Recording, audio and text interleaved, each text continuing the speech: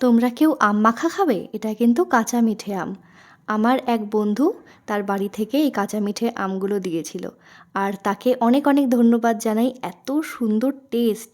প্রথমে আমরা দুটো আম দিয়ে আম মাখা করেছিলাম, কিন্তু অল্পতে মন ভরে না, সেই জন্য আরও দুটো আম তারপরে আমরা আবার মাখা করে রাত্রিবেলায় কিন্তু খেয়েছি। এটা কিন্তু যখন হয় তখন কিন্তু সন্ধে 6টা বাজে।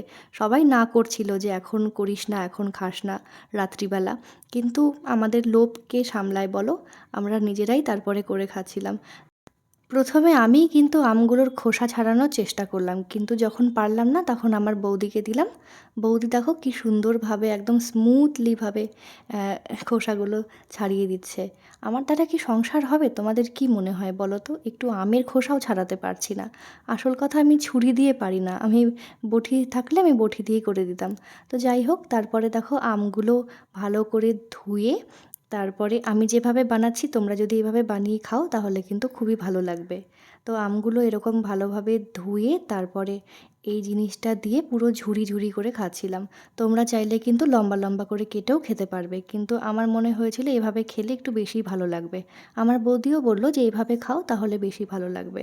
তো এভাবে এই দুটো আম এরকম করে ঝুরি করার পরে লঙ্কা দিয়ে তারপরে তার মধ্যে একটু নুন, একটু চিনি দিয়ে এত সুন্দর লাগছিল মেখে খেতে না। সত্যি আমার এখন ভিডিওটা বানাচ্ছি, এডিট করছি, আর আমার এখনই জিভে জল চলে আসছে। তোমরা যদি খেতে চাও তাহলে কিন্তু অবশ্যই আমাদের বাড়িতে চলে এসো, আর সাথে কিন্তু আম আনতেই হবে, হ্যাঁ, কাঁচা মিঠে আম।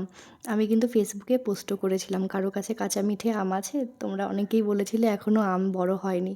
তো তোমাদের কি আমগুলো বড় হয়েছে গাছের? তাহলে কিন্তু নিয়ে আসতে হবে আমার জন্য। আমার কিন্তু এখনও জিভে জল চলে আসছে এটা এডিট করতেই। তো যাই হোক, দেখো এটা কি সুন্দরভাবে বৌদি মাখছে। তো খাওয়ার জন্য এতই তাড়া ছিল যে পরের ক্লিপগুলো আর নিতে পারিনি। টাটা।